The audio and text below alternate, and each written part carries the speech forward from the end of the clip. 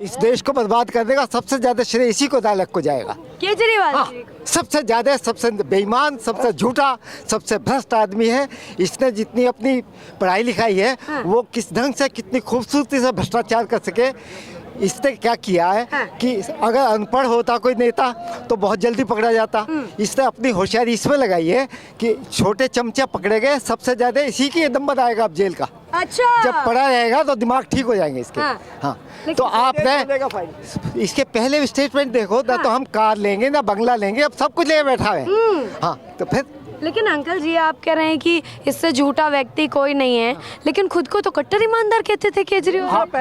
हाँ, जितने भी हैं, आपने देखा किसी कोर्ट में किसी ने, बलात्कारी ने या किसी क्रिमिनल ने कभी कबूल किया कि मैं ईमानदार वो हूँ, बेईमान हूँ या वैसे हूँ? तो ऐसे ये है नालायक। जितना थोड़ा इसकी पढ़ाई लिखाई का फायदा इसको ये हुआ कि इसने अपने आप को जेल से ज्यादा पीरियड के लिए बचा लिया। अच्छा, तो मतलब कट्टर ईमानदार बोल बोल के खुद को बचा लिया। कट्टर बेईमान है, देश का सत्यानाश करने वाला है। बचेगा नहीं ये। अच्छा। ये तो अभी रास्ता शुरू हुआ है, पहले मिनिस्टर आए, फिर डिप्टी चीफ मिनिस्टर आया, अब चीफ मिनिस्टर पकड़ा जाएगा। क्यों? क्योंकि मालिक तो चीफ मिनिस्टर ही है। अगर मोदी जी के टाइम पे दंगे होते हैं तो गुनाहगार मोदी जी हैं। तो जो आदमी करप्शन करवा रहा है, जो हर चीज में धांधलेबाजी करवा रहा है, वो ईमानदार कहाँ से हुआ? पहले कहते थे ये मोहल्ला क्लिनिक, ये मॉडल है। अरे इलेक्शन में नाम ही नहीं लिया और सब बंद हो गए। कोविड के अंदर एक भी बेड नहीं लगा मोहल्ला क्लिनिक में, एक भी बंदे को दवाई नहीं दी। लोग मरते हैं तो मरने दो। इन्होंने अपना खूब पैसा कमाया है मोहल्ला क्लिनिक बनाने में। हाँ, और ऑक्सीजन वगैरह के सिलेंडर ब्लैक किए, खूब फायदा उठाया है। अगर कोविड के अंदर सेंटर मदद ना करता तो दिल्ली के अंदर ही लाखों लोग मर जाते। और अगर कांग्रेस की सरकार ऊपर होती तो इस देश में इंजेक्शन नहीं आता, बाहर से इंपोर्ट होता और उसमें अरबों रुपए की कमीशन खाते और पैसे वाला आदमी जिंदा रहता और गरीब आदमी मारा जाता। लेकिन अंकल जी आप कह रहे हैं कि पैसे वाला आदमी जिंदा रहता, गरीब मारा जाता। इसी बात पर मैं एक सवाल पूछूंगी। विपक्ष कहता है जब से मोदी सरकार आई है अमीर और अमीर हो गया, गरीब और गरीब हो गया, क्या कहेंगे? ऐसा है कि आप ये बताओ कि एक भी अपोजिशन पार्टी किसी एक घर के इंडिविजुअल के, या तो उसका बेटा प्रधान है, या वो खुद प्रधान है, या वो खुद सेक्रेटरी है, या उसकी बीवी सेक्रेटरी है, तो ये जो है ये सब परिवारों की ये दुकानें हैं। ये पॉलिटिकल पार्टीज नहीं है, ये सारी की सारी दुकानें हैं। और अगर ये पावर में आते हैं तो सबसे पहले अपना हित करते हैं, फिर अपने परिवार का करते हैं, फिर अपनी जात बरादरी का करते हैं, और फिर अपने नज़दीक का जो एरिया है दिखावे के लिए उसका करते हैं। देश के बारे में तो इनको सोचने की फुर्सत ही नहीं है। और अगर ये सारी पार्टीज इकट्ठी भी हो जाए ना तो कितने प्रधानमंत्री बनाओगे? 10 बनाओगे क्या? हर एक दावेदार है प्रधानमंत्री बनने का। तो मोदी के मुकाबले में सब जीरो हैं। सब जीरो है। सब जीरो हैं। Modi is the only hero, rest people are zero. तो अंकल जी बड़ा सवाल, प्रधानमंत्री 24 में फिर कौन बनने वाले हैं? मोदी जी के अलावा और हो ही नहीं सकता, कोई हो ही नहीं सकता मोदी जी। क्योंकि मोदी जो है वो एक विचारधारा है, व्यक्ति का नाम नहीं है। अच्छा, वो ईमानदारी का नाम है, वो देशभक्ति का नाम है, वो प्रजातंत्र का नाम है। डेमोक्रेसी को सेव किया है उसने, उस देश की सुरक्षा का एक मजबूत पिलर है। और ऐसे ईमानदार आदमी को इस देश का प्रधानमंत्री रहना चाहिए। ये हर एक ईमानदार आदमी इसी विचार का है। सेंटर स्टेट्स के अंदर कई बार दूसरी सरकारें आ जाती है, परंतु ज्यादातर लोग यही चाहते हैं कि इस देश का प्रधानमंत्री मोदी जैसा, मोदी या मोदी जैसे विचारों जैसा ही व्यक्ति बने। लेकिन अंकल जी देखिए, विपक्ष जो है हर बार बयानबाजी करता है और सबसे बड़ा मुद्दा उनका ये है बेरोजगारी और महंगाई। क्या लगता है अंकल जी, जब से मोदी सरकार आई है तब से ही बेरोजगारी और महंगाई है या उससे पहले भी? सन 47 से सन 47 से हम जब स्कूल में भी पढ़ते थे तो यही समस्या थी, बेरोजगारी, महंगाई, इन्फ्लेशन और जो आर्थिक समस्याएं होती हैं। आप ये बताओ, इस देश का प्रधानमंत्री अर्थशास्त्री रहा, 10 साल रहा, क्या उसको ये नहीं पता कि हर आर्थिक समस्या का हल डिमांड एंड सप्लाई से होता है? डिमांड कौन करता है? जनसंख्या। जनसंख्या को कंट्रोल करने के लिए आज तक एक कदम उस आदमी ने नहीं उठाया। अगर देश की समस्याओं को हल करना है तो इस देश के अंदर जनसंख्या को नियंत्रण करने का सख्त कानून बनना चाहिए, तभी सिर्फ देश के अंदर आर्थिक समस्याएं हल हो सकती हैं। अदरवाइज कोई भी सरकार आ जाए, भगवान भी आ जाए, तो भी नहीं हो सकती।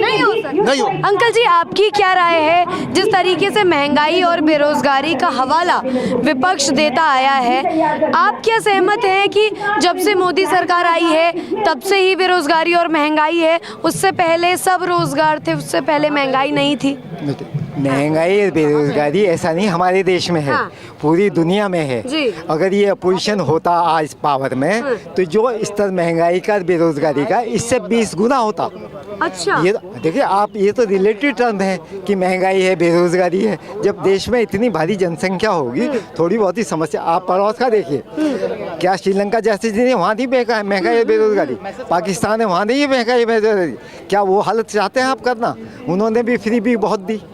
तो इसका इलाज तो केवल मोदी है और कोई नहीं है। और कोई नहीं? हाँ, पूरी, और मोदी की बताएं आप, पूरे विश्व में जो इज्जत आपको आज दी है, हमारे बच्चे जो बाहर विदेश में है, केवल ये कह के कि हम हिंदुस्तान से हैं, कितना इज्जत उनके मिलती है।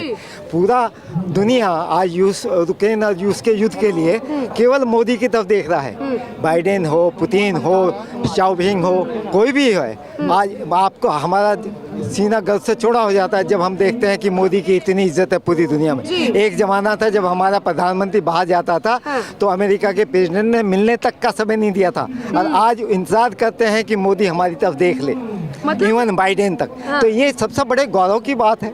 और जो है ये छोटी मोटी समस्या, ये तो जब से हिंदुस्तान रहा है और जब तक रहेगा रहेंगी। आप कोई आदमी इसका नहीं कर। आप अच्छी बात ये समझिए कि मोदी है तो जिस लेवल पे महंगाई और बेरोजगारी है वो मिनिमम है, मिनिमम। और ये अगर दूसरी पार्टियां होती तो इसकी 100 गुना होती, इसके 100 गुना होती, और आप एकदम से अराजकता आ जाती। हाँ, तो इसे ये रोज रोना इस बात का कि महंगाई है बेरोजगारी, महंगाई है बेरोजगारी। आप अगर 10 रुपये लीटर कर दोगे तब भी लोग बात कहेंगे अरे बड़ा महंगा है। पहले हमारे ज़माने में 1945 में तो 50 पैसे लीटर था। तो ये तो एक रिलेटिव टर्म है। तो सब लोगों को मेहनत करनी चाहिए, अपनी मेहनत पर विश्वास रखना चाहिए, और ये जो फ्री बी की है ये बिल्कुल गलत है। गलत है। तो आपके अनुसार, आपके अनुभव के अनुसार मोदी जी ही आ रहे हैं 100% मोदी जाने। 100% मोदी। ये उनके लिए नहीं, ये हमारे देश के, हमारे सौभाग्य की बात है कि वो आए। मतलब सौभाग्य की बात है कि मोदी। हाँ, मोदी को कुछ नहीं चाहिए। मोदी का तो आपने देखा होगा, जो वो यहाँ आए तो उनके पास में 20 लाख 22 लाख थे, उनका परिवार कोई बहुत साधारण है। उस पैसे को भी उन्होंने अपने परिवार को नहीं दिया था, उन्होंने अपने वहाँ लोगों को बांट आए थे जो उनकी सेवा शुश्रूषा करते थे। तो ऐसा आदमी, इतना ईमानदार आदमी आपको देश में क्या दुनिया में कहीं नहीं मिलेगा। होगा तब ना मिलेगा। क्या नाम है? रुपेंद्र सिंह। कहाँ के रहने वाले हैं सिंह साहब? गोरखपुर के रहने वाले। क्या लग रहा है कि बीजेपी के ही प्रधानमंत्री होंगे इस बार भी या दूसरे? अभी तो 29-34 तो मोदी जी हैं, उसके बाद तो योगी जी है, उनका नंबर है। अभी ये भूल जाएंगे लोग। अच्छा, हाँ। क्या कारण है कि उनके नहीं है? इससे अपने देश का नाम गर्व होता है। कोई भी बाहर जाता है, कौन है मोदी, मोदी, हर दुनिया देश देख रही है उनको सुनने के लिए। हमारे पहले के पीएम जाते थे, ऐसे खड़े हो जाते थे, पीछे कोई है बस हो गया उनका। ये जहाँ जा रहा है सब इनको हर कोई नोटिस कर रहा है इस समय, मोदी और उसके बाद योगी। मतलब उनको हर कोई निशाने पर ले रहा है, नोटिस कर रहा है कि नोटिस उनका, वो जितना विरोध करेंगे, मर जाएं, वो हो जाए, जितने गालियां देंगे वो उतने उनको आशीर्वाद जनता का मिलेगा, जनता का आशीर्वाद मिलेगा। अच्छा देखिए, गाली देने की बात अभी हो रही थी, विपक्ष द्वारा हाल फिलहाल में कहा गया है मोदी मर जाओ। महिला जो बोली होंगी उनको खुद उनके बच्चे होंगे, ऐसे शब्द बोलने चाहिए।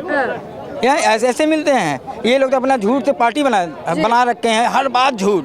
मैं जब ये लोग स्टार्टिंग में आम आदमी पार्टी जी घूम रही थी, जब स्टार्टिंग में मैं खुद हूँ वेस्ट विनोद नगर में था, मुझे पता था कि मनीष सिसोदिया जीतेंगे, कुछ काम कर रहे थे, लग रहा था मुझे देखने से, लेकिन और कोई जीते नहीं। लग रहा था चद्दर लेके घूम रहे थे, पैसे के लिए चद्दर लेके।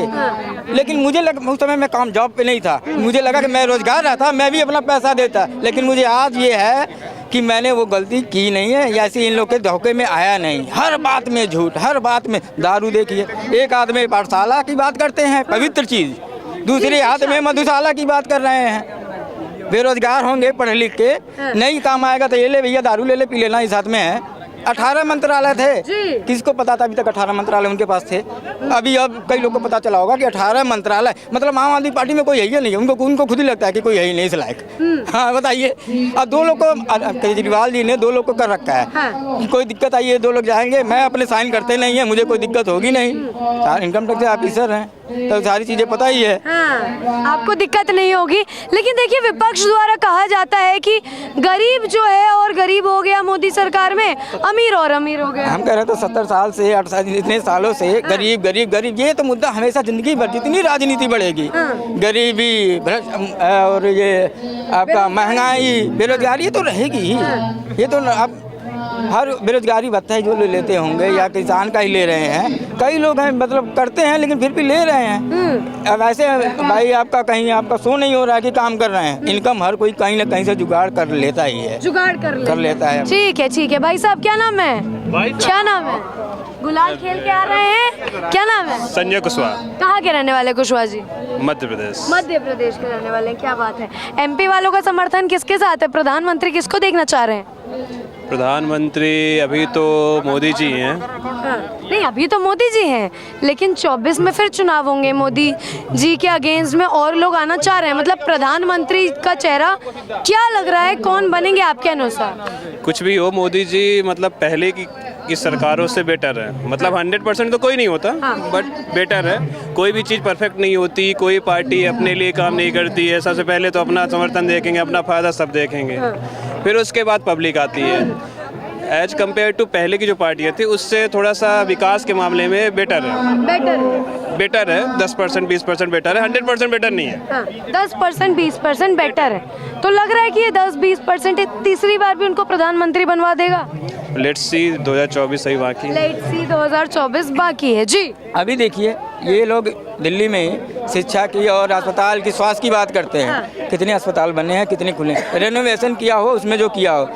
एम्स कितने बने मोदी जी के आने के बाद? पहले कितने थे? 7 या 8, उसमें से भी मेरे ख्याल से रायबरेली वगैरह चालू नहीं होता, मेरा खुद का देखा हुआ है। आज के डेट में 16 एक्स्ट्रा एम्स बने हैं, हर जिले में मेडिकल कॉलेज बन रहे हैं। स्वास्थ्य पे जा तो रहे हैं। अभी कोई वैसा काम कर देते हैं तो मोदी जी ये पैसा यहाँ कर्ज किए, कुछ अस्पताल में लगा दो। अरे लगा तो रहे हैं वो, अब कैसे लगाएं? मतलब बढ़िया काम हो रहा है मोदी सरकार। बिल्कुल कर, मैं अपने यहाँ जाता हूँ, इतना डेवलपमेंट है, मैं खुद ही अपना बाइक लेकर घूमने जाता हूँ, देखता हूँ कहाँ कहाँ, अरे सब चेंज हो गया, सब चेंज हो, सारी जगह रोड, फैक्ट्रियाँ वगैरह सब कुछ गोरखपुर में। हाँ, एकदम बदलाव एकदम दिखता है, एकदम दिखता है। ठीक है। महिला एक मिली है बहुत समय बाद। मैम, क्या नाम है? कीर्ति शर्मा जी। कहाँ के रहने वाली हैं? दिल्ली से हूँ। दिल्ली से ही है। क्या करती हैं? मैं एडवोकेट हूँ। अच्छा, एडवोकेट है, क्या बात है। ये बताइए कि क्या लग रहा है आपके अनुसार, जैसे 2 बार से मोदी जी प्रधानमंत्री बन रहे हैं, तीसरी बार क्या लग रहा है कि मोदी जी हैट्रिक मार पाएंगे या कोई और बदलाव हो सकता है? इट्स डिपेंड, मतलब जो भी उन्होंने काम किया है, लोग कितना पसंद करते हैं, वो तो उन पर डिपेंड करता है ना। हाँ, तो आप भी वोट तो डालती ही होंगी, तो कौन से चहीते नेता हैं जिनको चाहती हैं कि प्रधानमंत्री बन जाएं? नहीं, ऐसे तो मेरी चॉइस, अगर मैं पर्सनल चॉइस की बात करूँ तो ऑब्वियसली मोदी जी हैं, बट ऐसे मैं किसी पर्टिकुलर पार्टी को सपोर्ट नहीं करती। अच्छा, आप सपोर्ट नहीं करती, लेकिन आपने पर्टिकुलर चॉइस बोला मोदी जी। क्या कारण है मैम कि मोदी जी ही पर्सनल चॉइस हैं आपकी प्रधानमंत्री के लिए? क्योंकि वो वो अपनी फैमिली को लेकर नहीं चलते हैं, वो पूरे नेशन पे काम करना चाहते हैं। लोगों की केयर करना चाहते देश को हैं लेकर चलते हैं ऑब्वियसली। ठीक है बहुत बहुत धन्यवाद। तो देखिए ये मेरे साथ जो है दिल्ली की जनता थी जिन्होंने लोकसभा चुनाव पर अपनी अपनी राय दी। क्या लगता है इस बार क्या हैट्रिक मारेंगे मोदी जी या कोई बदलाव इस बार देखने को मिलेगा? जो भी लगता है कमेंट सेक्शन में जरूर बताएं। बहरहाल इसी तरह मेरे यानी अपूर्वा चौधरी के साथ बने रहे। जय हिंद।